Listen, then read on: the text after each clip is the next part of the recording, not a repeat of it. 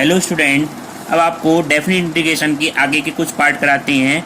जैसे इंटीग्रेशन में जीरो से लेके सी तक बाई अपॉन अंडरूट के अंदर बाई प्लस सी और डी वाई है, ठीक है। इसको हमें इंटीग्रेशन करना है, तो इसको इंटीग्रेशन करने के लिए ये नीचे अंडरूट के अंदर बाई प्लस सी है, इसको आप क्या मान लो, बाई प्लस सी बराबर क्या मान लिया आपने, टी स्क्वायर मान लिया। टी स्क्वायर मान लिया। मानने के बाद इस फंक्शन का अपकलन करेंगे तो कितना हो जाएगा, डी वाई प्लस सी का तो कितना होगा, जीरो बराबर टू टी और डी टी। तो डी वाई की जगह तो क्या रखना है आपको स्टूडेंट, टू टी और डी टी। अब आप देखें अपर लिमिट जब भी हम इसमें मानते हैं तो जब लोअर और अपर लिमिट होती है तो ये दोनों चेंज हो जाती है। तो अपर लिमिट आपकी क्या हो जाएगी, ये देखें बाई का मान कितना हो जाएगा, टी स्क्वायर माइनस, इससे अब लिमिट किसकी निकलेगी, टी की लिमिट निकलेगी। तो टी बराबर कितना हो जाएगा, अंडरूट के अंदर बाई प्लस सी, बाई का पहले मान कितना था सी, तो ये आपका क्या हो जाएगा स्टूडेंट, सी प्लस सी बराबर अंडरूट के अंदर टू सी। इसी तरह से लोअर लिमिट क्या हो जाएगी स्टूडेंट, अंडरूट के अंदर लोअर क्या मान है, जीरो प्लस सी बराबर अंडरूट के अंदर सी बराबर अंडरूट सी। लोअर लिमिट अपर लिमिट, ठीक है। अब ये सारे मान आप यहाँ रखो तो इंटीग्रेशन क्या बन जाएगा, lower limit to under root C, upper limit under root to C, और बाई का मान कितना हो जाएगा, बाई का मान होगा टी स्क्वायर माइनस सी, और डी वाई का मान कितना हो जाएगा, टू टी और डी टी अपॉन अंडरूट के अंदर बाई प्लस सी का मान कितना, अंडरूट के अंदर टी स्क्वायर, ठीक है, अंडरूट के अंदर टी स्क्वायर। अब ये अंडरूट से बाहर निकलेगा तो टी हो जाएगा रूट सी अंडरूट के अंदर टू सी, ये अंडरूट टू सी है, ठीक है, अंडरूट टू सी, और टी स्क्वायर माइनस सी और इनटू कितना है, टू टी अपॉन टी और डी टी, टी से टी कैंसिल हो जाएगा। तो ये आपका स्टूडेंट क्या आ गया, टू अंडरूट के अंदर सी और अंडरूट के अंदर टू सी और टी स्क्वायर माइनस सी और डी टी, ठीक है। अब इसका इंटीग्रेशन करके upper limit minus lower limit लगा देनी है।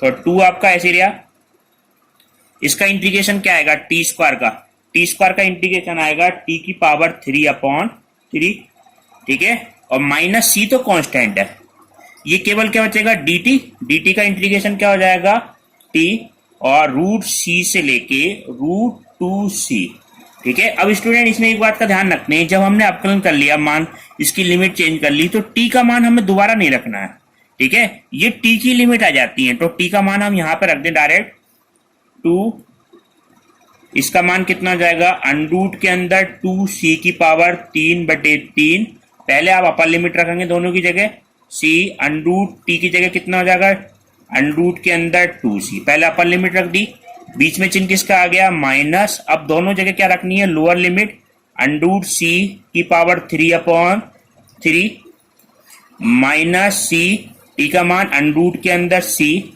ये मान रख दिया।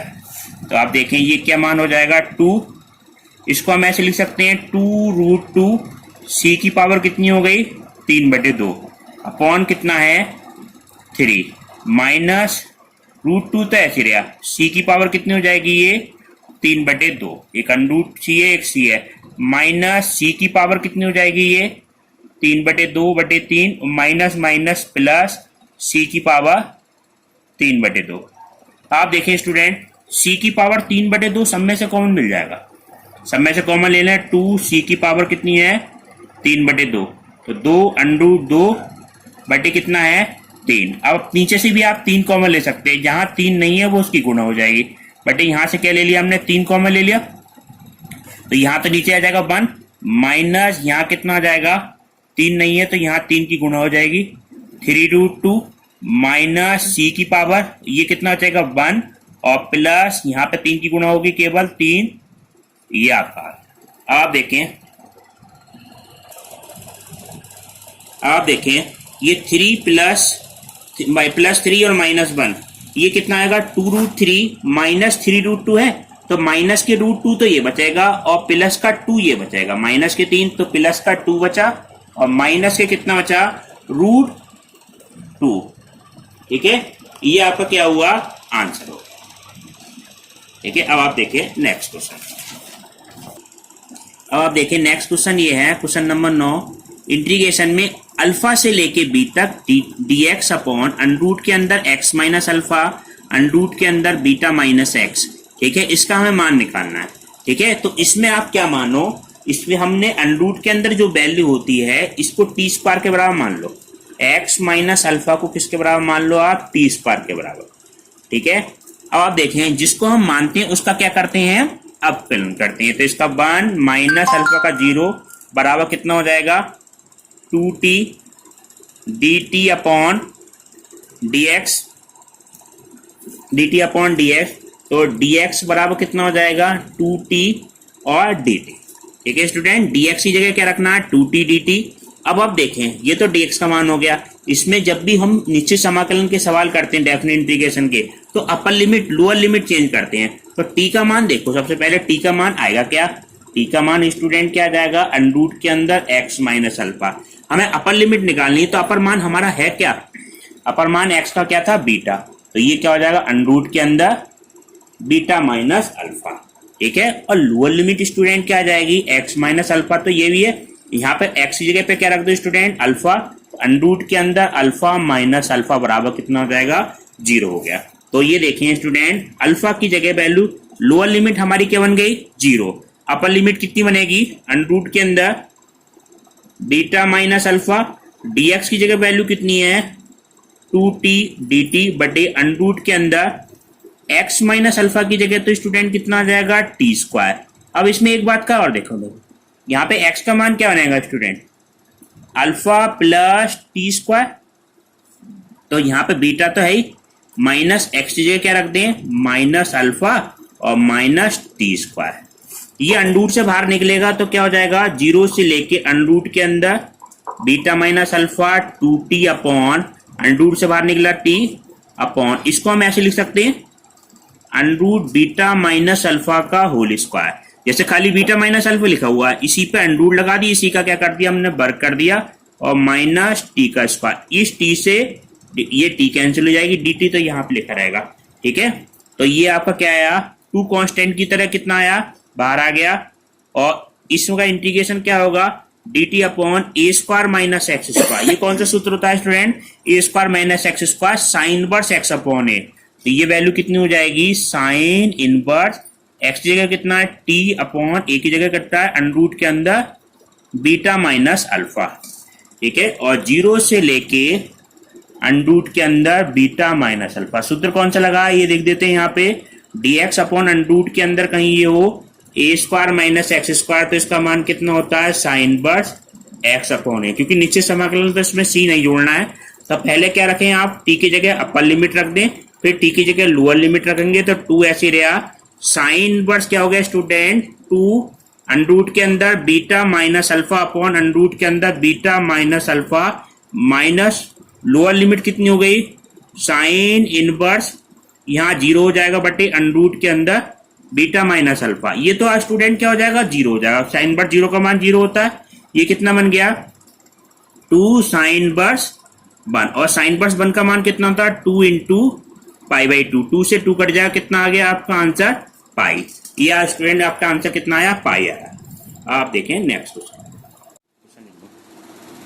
क्या है, 0 से लेके pi by 4 sine x plus cos x upon कितना है, 9 प्लस 16 साइन 2x और dx। अब आप देखें स्टूडेंट, इसमें इस क्वेश्चन में पता नहीं चलता इसमें हमें इंटीग्रेशन करने के लिए क्या माने। तो इसकी बिल्कुल इंपॉर्टेंट ट्रिक है, ऊपर वाले फंक्शन के समाकलन को क्या मान लो आप, t मान लो। ऊपर जो फंक्शन दे रखा है sine x plus cos x, इसके समाकलन को t मानो। तो ऊपर वाला साइन एक्स का समाकलन कितना आ जाएगा स्टूडेंट, माइनस के कॉस एक्स, और कॉस एक्स का समाकलन कितना होता है, प्लस के साइन एक्स। इस बात का ध्यान रखना है। अब जब हमने समाकलन को माना है तो माइनस कॉस एक्स का क्या होगा, देखो माइनस चिन्ह तो यह लगा हुआ है, कॉस एक्स का अवकलन कितना होता है, अब अवकलन करना है हमें, इस बात का ध्यान रखना। अब क्या करना है हमें, अवकलन करना है, तो डिफरेंशियल करना है, तो माइनस चिन्ह तो लगा रहा, माइनस इस माइनस कॉस एक्स का क्या हो जाएगा, माइनस साइन एक्स, तो ये क्या हो जाएगा, प्लस का साइन एक्स और प्लस कॉस एक्स dx बराबर कितना हो जाएगा स्टूडेंट, dt। तो ये वैल्यू आपकी कितनी हो जाएगी, dt हो जाएगी। अब नीचे वाली वैल्यू साइन 2x का मान निकालने के लिए इसका क्या कर दो आप स्टूडेंट, वर्ग करने पर, तो इसका वर्ग करने पर वर्ग कर दो, तो ये क्या आ जाएगा student, cause square x plus की कितना हो गया sine square x minus 2 sine x cos x बराबर कितना हो जाएगा टी स्क्वायर। ये तो स्टूडेंट वैल्यू कितनी हो गई 1 माइनस ये क्या है आपका मान साइन 2x बराबर कितना होगा टी स्क्वायर। तो इसको इधर लाएंगे तो कितना हो जाएगा 1 माइनस टी स्क्वायर बराबर कितना हो जाएगा sign 2x। 1 minus T square का मान कितना हो गया साइन 2x। अब इसमें एक काम और करना है, क्योंकि डेफिनेट इंटीग्रेशन का क्वेश्चन है तो इसमें लिमिट और चेंज करनी पड़ेगी।